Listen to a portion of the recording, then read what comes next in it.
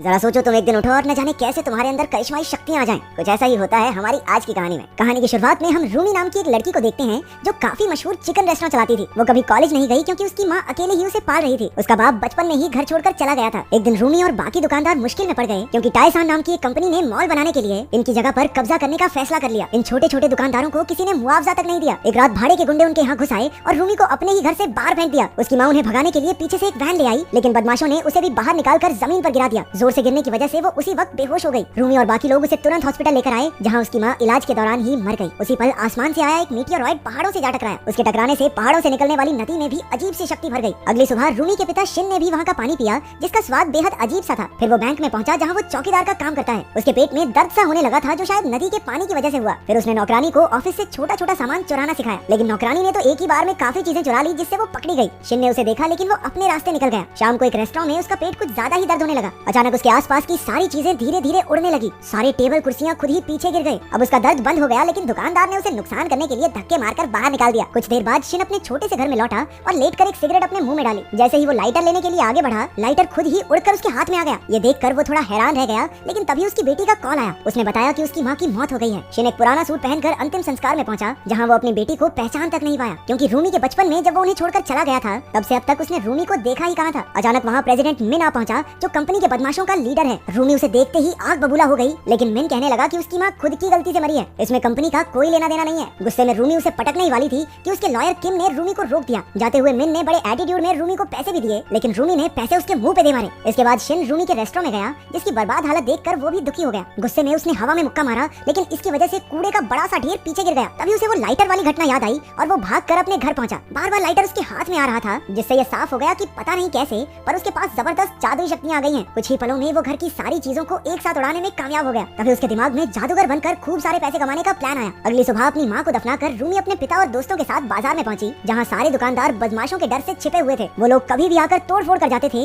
लेकिन किम ने दुकानदारों को शांत रहने को कहा। उनकी पुलिस से बातचीत चल रही थी, लेकिन दुकानदारों का मानना है कि ये बदमाशों की कंपनी तो कानून को भी खरीद लेगी। लोगों का कहना था कि गुंडों की तरह उन्हें भी मारपीट करनी ही होगी, लेकिन किम जानता था कि इससे वो कानून के सामने और बुरे बन जाएंगे। शिन ने सबसे कहा कि अब लड़कर कोई फायदा नहीं और अब उन सबको नई नौकरियां ढूंढ लेनी चाहिए। इससे सब गुस्सा हो गए और रूमी ने तो उसे बाहर ही भगा दिया। शाम को शिन एक सर्कस में काम मांगने गया और उसकी शक्तियों की वजह से उसे तुरंत नौकरी मिल गई। अगले दिन रूमी को पता चला कि उसकी माँ की रिपोर्ट में मौत का कारण चोट लगना है और उसके पास कंपनी के खिलाफ कोई सबूत तो था नहीं। जिन्होंने कैमरे से वीडियो बनाई थी, उन्हें तक कंपनी ने खरीद लिया। बाद में शिन उससे मिलने आया और कहा कि अब वो पैसे कमाने लगा है, इसलिए रूमी को अपनी पढ़ाई पूरी करनी चाहिए। उसने एक टाई से अजीबोगरीब जादू भी करके दिखाया, लेकिन रूमी को उस पर बिल्कुल विश्वास नहीं था। उसने गुस्से में कहा कि ये सब करके वो बस अपना टाइम बर्बाद कर रहा है, क्योंकि वो बचपन में उसे और उसकी माँ को बेसहारा छोड़कर चला गया था, इसलिए रूमी आज तक उससे नफरत करती थी। शिन ने समझाया कि वो अपने कर्जों की वजह से उन्हें छोड़कर गया था ताकि उन्हें कोई परेशानी ना हो, लेकिन रूमी ने उसकी एक ना सुनी। उसने कहा कि अब इतने साल बाद बाप बनने की जरूरत नहीं है मेरा, और वो वहाँ से चली गई। तभी शिन की नजर कंपनी के बदमाशों पर पड़ी, जो दुकानों पर हमला करने जा रहे थे। दुकानदारों को भी खबर पहुंच गई और उन्होंने बदमाशों को रोकने के लिए रास्ता बंद करने की कोशिश की, लेकिन वो बदमाश सब कुछ तोड़ फोड़ कर अंदर घुस आए और लोगों को पीटने लगे। अचानक शिन वहाँ आ पहुंचा और अपनी शक्तियों की मदद से सभी बदमाशों को हवा में उड़ाकर उनकी हड्डी पसली एक कर दी। उसकी शक्तियाँ देखकर उनके होश उड़ गए और सब पीछे हट गए। एक बदमाश आगे बढ़ा, लेकिन शिन ने दूर से ही उसकी बाजू मरोड़कर उसे हवा में लटका दिया। तभी पुलिस वहाँ आ गई और सभी दुकानदारों और बदमाशों को पकड़कर पुलिस स्टेशन में ले आई। दोनों गुट एक दूसरे पर इल्जाम लगाने लगे। ऑफिसर ने आखिरकार रिकॉर्डिंग देखने का फैसला किया। वीडियो में शिन सबके छक्के छुड़ा रहा था, लेकिन पुलिस वाले को अपनी आंखों पर यकीन ही नहीं हुआ। बेचारा रिपोर्ट में क्या लिखता, हवा में उड़ा उड़ा के मारा है सबको। उसने परेशान होकर सबको घर वापस भेज दिया। सभी दुकानदार दुखी होने का नाटक करके बाहर आ गए, लेकिन असल में सभी बेहद खुश थे, क्योंकि उन्होंने पहली बार बदमाशों को हराया था। लेकिन रूमी अभी भी अपने पिता से नाराज थी। बाद में शाम को बाजार के बाहर बैठे बदमाशों ने देखा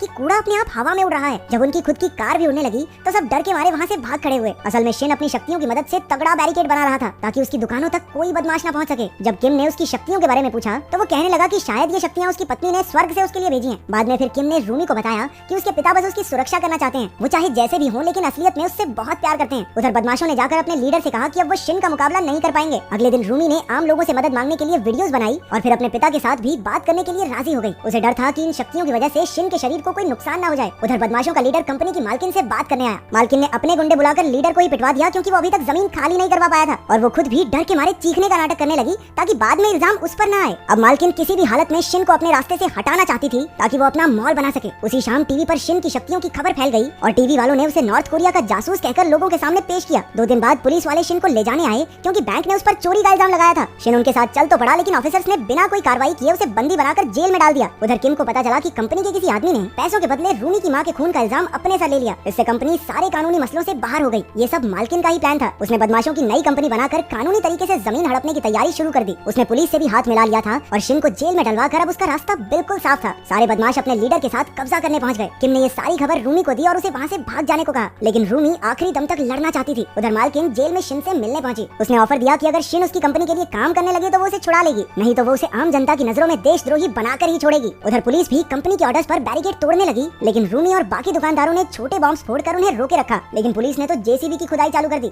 सारे दुकानदार अपनी जान बचाकर भागे। रूमी ने देखा कि एक आदमी मलबे में फंसा हुआ था और वो उसे बचाने लगी। तभी अचानक से जबरदस्त धमाका हो गया। दोनों उड़कर साइड में आ गिरे और लोगों ने उनकी मदद की। आखिरकार पुलिस बाजार में घुस ही गई। रूमी बाकी दुकानदारों के साथ दरवाजे बंद रखने की पूरी कोशिश कर रही थी। उन्हें छत तक पहुंचना होगा, नहीं तो पुलिस जरूर उन्हें जेल में डाल देगी। उधर जेल में शिन ने अपनी शक्तियों से एक पुलिस वाले का फोन छीना और लड़ाई की खबर देखने लगा। वो एक बार फिर से अपनी बेटी को अकेला नहीं छोड़ सकता था, इसलिए उसने अपनी हथकड़ियां तोड़ डाली और अपनी शक्ति से जेल की दीवार में बड़ा सा छेद कर दिया। वो धमाके से खिड़की से नीचे आ पहुंचा और सबसे पहले उसने उंगली घुमाकर मालकिन की कार तहस नहस कर दी। उसने धीरे धीरे उड़ना शुरू किया और कुछ ही देर में वो हवा से बातें करने लगा, लेकिन उसकी टक्कर एक बिल्डिंग से हो गई और सीधा नीचे आ गिरा। उसे एक बार फिर अपनी बेटी का ख्याल आया और वो क्रिश की तरह छलांग लगाकर आगे से आगे बढ़ता ही रहा। उधर रोमी और बाकी दुकानदार छत तक पहुंच गए, लेकिन एक आदमी सीढ़ियों से गिरकर लटक गया। पुलिस ने उस पर पानी फेंककर उसे गिराना चाहा, लेकिन शिन ने ऐन वक्त पर आकर उसकी जान बचा ली। एक बार फिर से लंबी छलांग लगाकर वो और लोगों को बचाने पहुंचा, लेकिन धुएं की वजह से वो पुलिस की क्रेन से जा टकराया और गलती से एक ऐसे कमरे में जा गिरा जहां बहुत सारे पुलिस वाले थे। वो सब एक साथ उस पर आ गिरे, लेकिन उसने अपनी शक्तियों से एक ही बार में